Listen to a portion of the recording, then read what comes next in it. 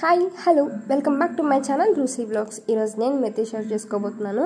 చెప్పాను కదా బిఫోర్ వీడియోలోని నేను కట్టెలపై మీద చేస్తున్నాను అనేసి. కంప్లీట్గా డిన్నర్, లంచ్, మార్నింగ్ కాఫీ అన్నీ ఇలానే చేశాను అనమాట. సో నా డే ఇలా స్టార్ట్ అయింది.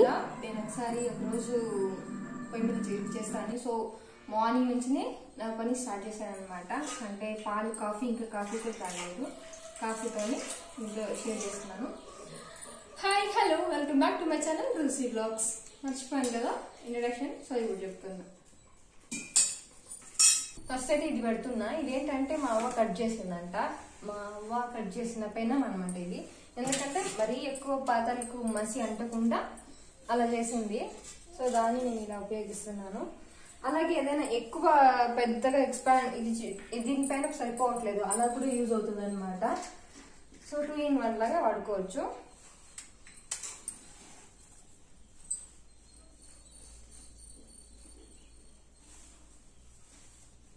ఆల్మోస్ట్ 6:30 అయిపోయింది టైము. అంత లేట్ అయిపోయింది.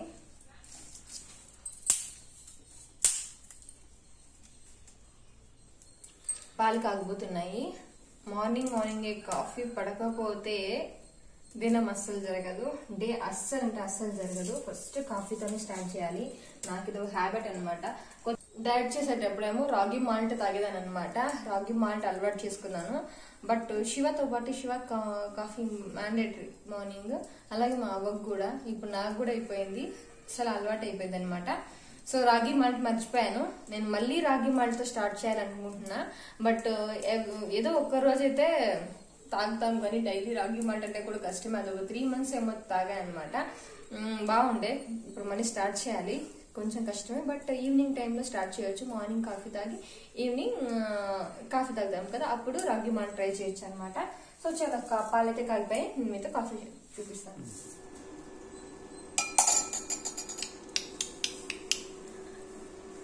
Coffee ready. కాఫీ తాగేసి మళ్ళీ అన్నం అండ్ ఏదైనా రోటి పచ్చడి చేయాలనుకుంటున్నా. చూసాం చలో. సో కాఫీతో స్టార్ట్ అయిన ఆ డే ఫస్ట్ నేను ఇక్కడైతే రైస్కి పెట్టేశాను అనమాట. నేను మట్టి పాత్రను మాత్రం వాడాను. మట్టి పాత్రలోనే అన్నం చేశాను అనమాట. సో నేను మీకు మాట ఇచ్చాను కదా, అంటే మిక్సీలు, గ్రైండర్లు లేకుండా ఇలా ప్లాస్టిక్ కూడా ఎక్కువ పెద్దగా లేకుండా ఇలా మట్టి పాత్రలు అలా వాడితే చాలా బాగుంటుంది కదంటే. సో ఫస్ట్ అయితే వాటర్ బాగా బాయిల్ పెట్టిన తర్వాత ఆ రైస్ యాడ్ చేసేసాను.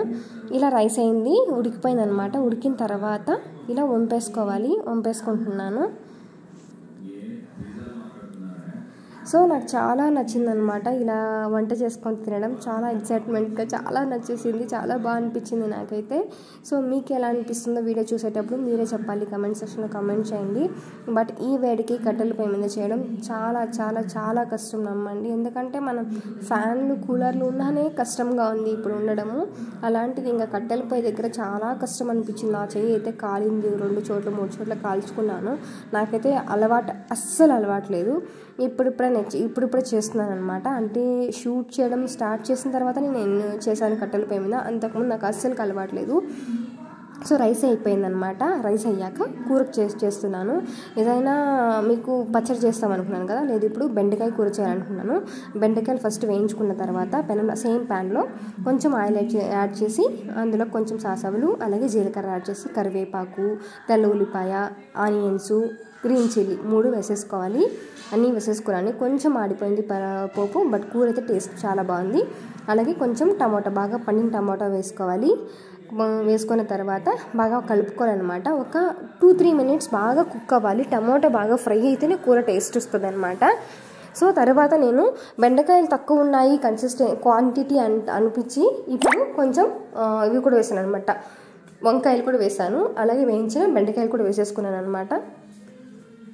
ఇలాగే ఒక అప్రాక్సిమేట్లీ 3 to 4 minutes బాగా ఫ్రై అవ్వాలి అండి. మీరు ఈ వంట తప్పకుండా ట్రై చేసి నా కమెంట్ సెక్షన్లో కమెంట్ చేయండి. మీకు ఎక్కడ దొరకదు. ఇవన్నీ పాత వంటకాలు అనమాట, మన అమ్మ వాళ్ళు చేసే వంటకాలు మాత్రమే. అలాగే ఈ చింతపండు గుజ్జుని కొంచెం స్క్వీజ్ చేసుకొని అందులోకి పోసుకోవాలి. నేను పాత చింతపండు మాత్రమే వాడతాను కూరలకి, అదే చాలా టేస్ట్గా ఉంటుంది. అలాగే ఇందులోకి కొంచెం వాటర్ కూడా వేసేసాను. మీకు కావాల్సిన కన్సిస్టెన్సీ నాకు మరి అన్నంలోకి కదా కొంచెం పలుచగా ఉంటేనే బాగుంటుంది అనిపించింది. సో అలా చేశాను అనమాట. ఇప్పుడు పసుపు అలాగే మసాలా పౌడర్ అండి, మా ఇంట్లో చేసిన మసాలా పౌడర్ అనమాట. అది పసుపుగా కొన్ని పక్కన ఉంది కదా, ధనియా పౌడర్ లాగా కనిపిస్తుంది, అది మసాలా పౌడర్, అది అత్తమ్మ చేసింది. సో రెసిపీ కావాలంటే తప్పకుండా ఎలా చేసుకోవాలి మసాలా పౌడర్ అనేది మీకు కావాలంటే కమెంట్ సెక్షన్లో కమెంట్ చేయండి. తర్వాత ఫైనల్గా కావాలంటే కొంచెం మీకు కావాలంటే కోకోనట్ పౌడర్ కావచ్చు, లేదంటే శనగగింజల పౌడర్ కూడా వేసుకోవచ్చు అనమాట. వేరుశనగ పౌడర్ కూడా వేసుకోవచ్చు. అంతే రెసిపీ రెడీ. ఇప్పుడైతే ఇది నైట్ అయిపోయింది, డే నైట్ కొంచెం మిక్స్ అయిపోయింది అనమాట. 2 times చేశాను. సో హోల్ డే షూట్ చేశాను అనమాట. ఏం వంట చేశాను అనేది పక్క నేను కట్టెల పొయ్యి యూజ్ చేసి మిక్సీ లేకుండా నార్మల్గానే వండాను అనమాట. సో ఇలా ఇది మీకు తెలుసు కదా, నేను చేపల కూర ఒకటి వీడియో ఇంతకుముందు పోస్ట్ చేశాను. అందులో మిగిలిన చేపలు కొంచెం శివాకి ఫ్రై అంటే ఇష్టం కాబట్టి ఇలా చేశాను అనమాట.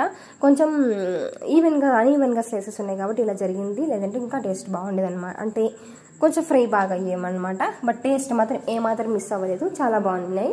అంతే ఈ వీడియోలో. ఎప్పుడు స్టవ్లు గ్యాస్ పైన మిక్సీలతోనే వంట చేయడం, ఇలా కూడా కొత్తగా ట్రై చేసి, అంటే నాకు ఫెసిలిటీ ఉంది కాబట్టి చాలా వరకు ఉంటాయి, ఉన్న వాళ్ళ చేసుకోవచ్చు కదా. అందరికీ ఫెసిలిటీ ఉండకపోవచ్చు, ఉన్న వాళ్ళు కూడా ఇలా ట్రై చేయొచ్చు కదా, బాగుంటుంది. సో కొత్తగా ఉంటుంది అనమాట, టేస్ట్ కూడా కొత్తగా ఉంటుంది, మనకు వచ్చేసి విధానం కూడా కొత్తగా ఉంటుంది అనమాట. రొటీన్ బోర్ లేకుండా, కొంచెం బోర్ ఫీల్ అవ్వకుండా ఇలా కూడా బాగుంటుంది అనమాట. సో నాకు నచ్చిన స్టైల్లో నాకు ఇలా చేయాలనిపించింది. ఇలా మీకు చేస్తే మీరు కూడా కొద్దో గొప్ప అంటే మీరు కూడా చేసుకోవచ్చు అని అట్లా అనిపిస్తుంది అన్నట్లు నేను షేర్ చేస్తున్నాను అనమాట. సో మీకు ఈ వీడియో నచ్చుతుంది అనుకుంటున్నాను. నచ్చినట్లయితే తప్పకుండా ఏం చేస్తారు, ఒక లైక్ చేయండి, షేర్ చేయండి. కొత్తగా చూసినట్లయితే సబ్స్క్రైబ్ చేసుకొని పక్కన చిన్న బెల్ ఐకాన్ ఉంటుంది, దాన్ని కూడా ప్రెస్ చేయండి. నేను ఎవరు చూసినా మీకు వెంటనే నోటిఫికేషన్ అనమాట. బట్ మీకైతే చెప్పలేదు, నేను మాత్రం తినేస్తాను అంతే. బాయ్, నెక్స్ట్ వీడియో మళ్ళీ కలుద్దాం.